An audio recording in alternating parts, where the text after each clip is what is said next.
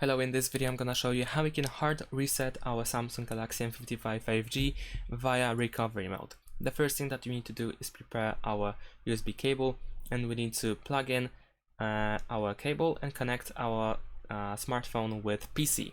So use your PC or laptop in order to plug it in.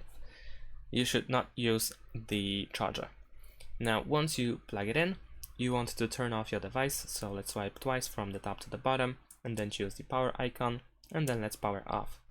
Once you power off, you want to use the power button and the volume up button at the same time. You want to press and hold them. So press and hold them until you see the Samsung logo on your screen.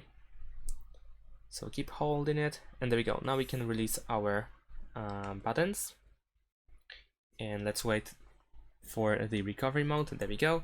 So now what we need to do is simply navigate down, use the volume down button in order to go down, and you can also use volume up in order to go up, of course, and go down until you see wipe data / factory reset.